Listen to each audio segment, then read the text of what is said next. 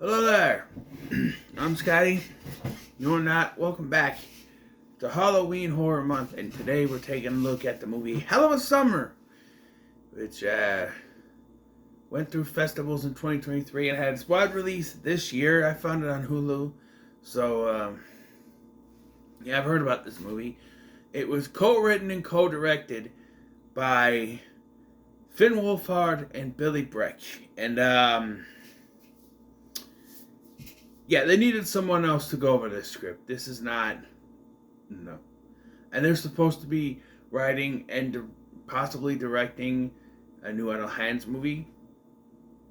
I beg of you, put someone who knows how to write and make a movie in charge of that movie. Help them write. Help. The directing is not bad, but help them write. Because if they are just writing, I think they were just them that wrote it. If they are writing Idle Hands, the way they wrote this, don't bother making it. It's not gonna work.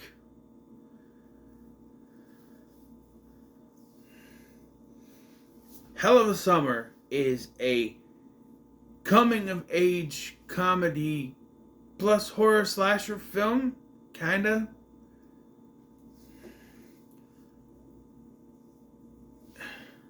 To be honest, the horror slasher elements get lost in this when it's trying to be a comedy. The problem is the jokes aren't funny.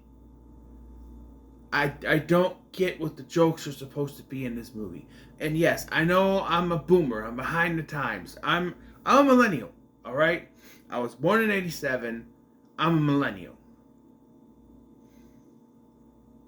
Cuz I don't think I'm Gen X cuz I think you have to be. No, I'm a millennial. Okay, I'll admit that. I think that's where I fall in. I don't know how these things work, but I'm a millennial. This was made for Gen Z. I get that. But the problem is, you could still write an intelligent movie for Gen Z. This is all just stuff. I don't know how to explain it. There's dialogue in here that is so stupid. There's a whole thing where they're like, we have the dude from the Fear Street movies that pissed the jerked off in the bathroom. That guy Kevin Heckerman, something like that. He plays the lead counselor here. There's a scene where he's talking to the students, and one girl goes, is there a vegan option? No, there ain't no goddamn vegan option. This is camp. You eat burgers or you go eat the grass. I don't know. She did that. I went, it's gonna be one of those movies, right? It's a summer camp. I'm sure there's a vegetarian option, but not a vegan option. I think nowadays they do that, but like, it just irks me that you have to throw stuff like that in a. This is a camp slasher. This is a camping movie. We have a vegan option.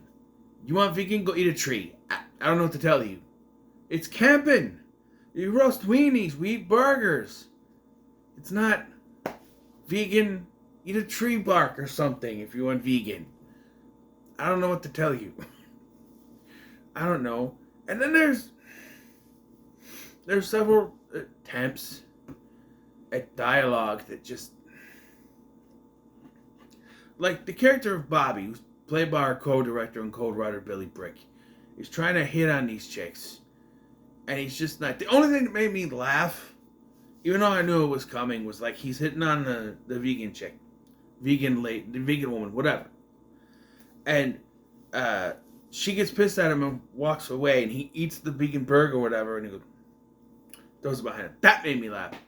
I'm like, he's gonna throw it. And I'm like, the way he did it though, just the look on his face made me laugh. That was one thing. And there's like other dialogue. Finn Wolfhard has this thing about how he knows about women's genetics or some shit. And he knows about the way women work or something, girls work. I don't know. And then you have the slasher element, which is an afterthought, because that's not what kind of movie we're making.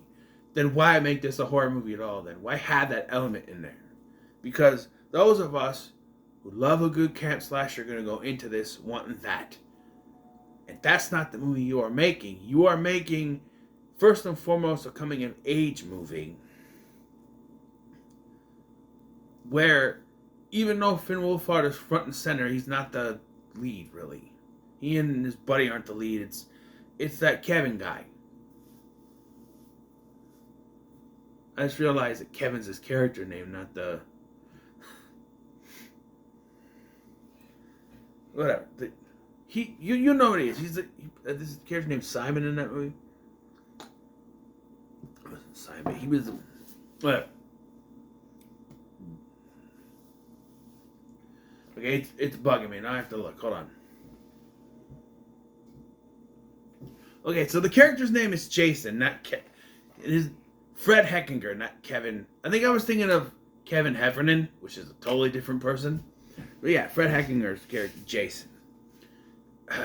And he's sort of this man-child that likes this camp. Apparently he's the most senior one there.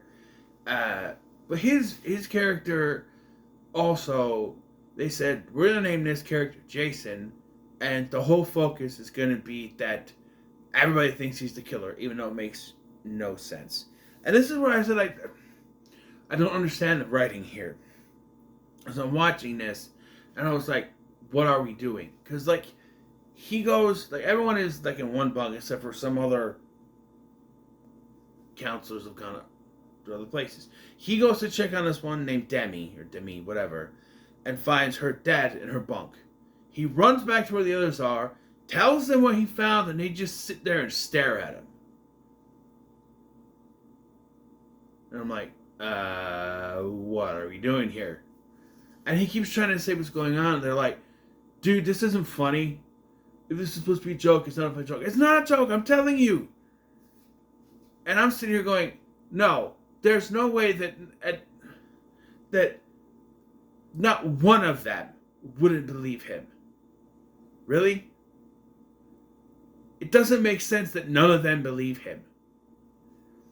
And even this discount Timothy Chalamet guy, this is what he looks just like, but it's not him, but it's a discount Chalamet.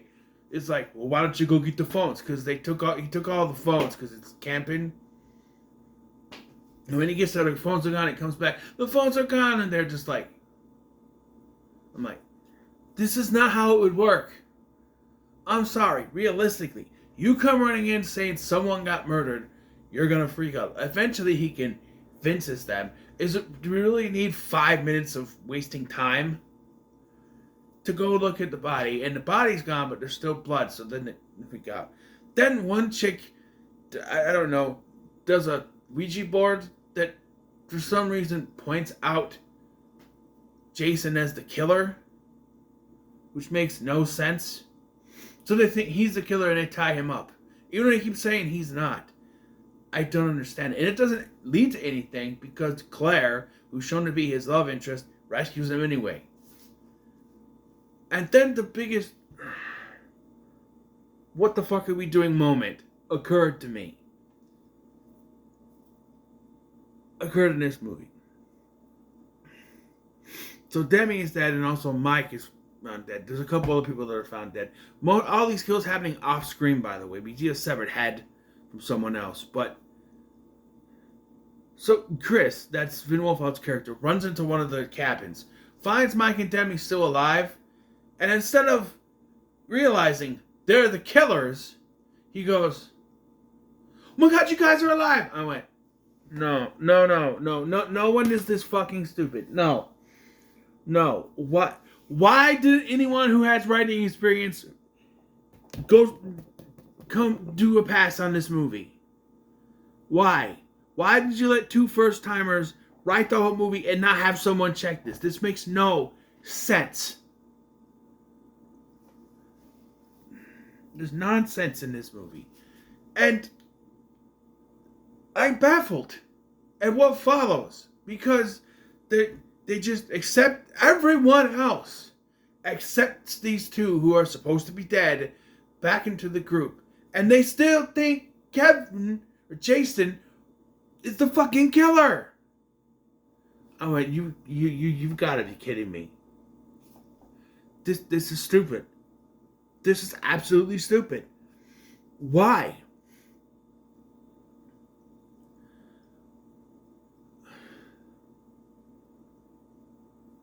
Eventually, they realize, oh no, we were wrong. And yeah, all the kills are off screen. It's absolutely stupid. Because the focus wasn't having a cat slasher. But why have the setup of a bunch of counselors going to a summer camp and people start to die? That is literally Friday the 13th. You knew what you were doing, what you were trying to sell, so why didn't you sell it? Why was there no one? Why was there no one from Neon or from anyone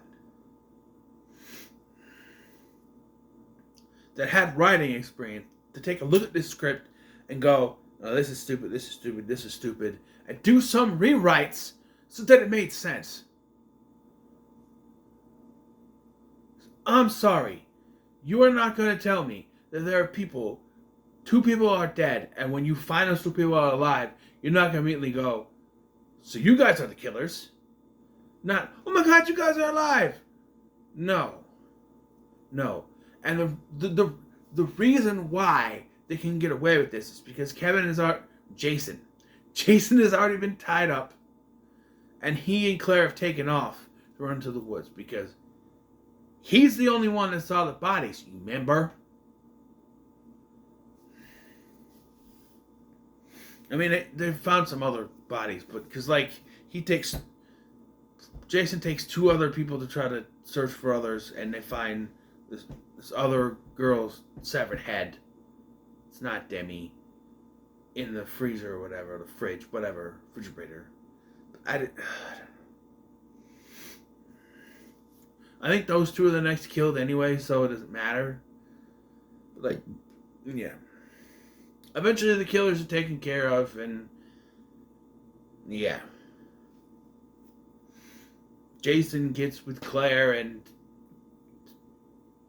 Chris gets with whatever her name is. I don't remember most names. I think Bobby is still there. He's one of the writers, so that yes, he has to survive. I don't know. The acting isn't bad, but the writing is bad. It looks like a well done film, but it's shot well. I don't know. This just didn't. I know I'm being rough on them. It's their first film. But this script should not have gotten through all these stages. Someone should not have looked at the script and went, okay, we can shoot. Who? I understand if they want to write it and someone else can direct it, or vice versa. Or we need a third writer, to come through and just kind of fine-tune things. Because, no, this is not it. This is not it. And I know I've been harsh on this movie, and it's their first time effort, so I'm not going to say it fries in hell. But I will say it's not worth your time. Because even if the writing was bad, and even if the acting wasn't so good, there could still be a decent camp slasher. Look at the original Friday the 13th. It's not written very well.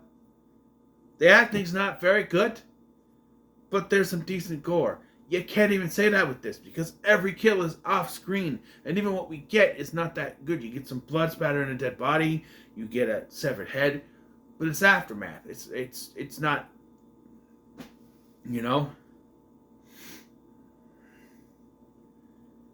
I don't know. There's just nothing really to come back to this movie for, to recommend to people. So it's not worth your time. It's just not. I wanted to do more recent horror, which is why I kind of slashed the rest of my ones what I had planned. But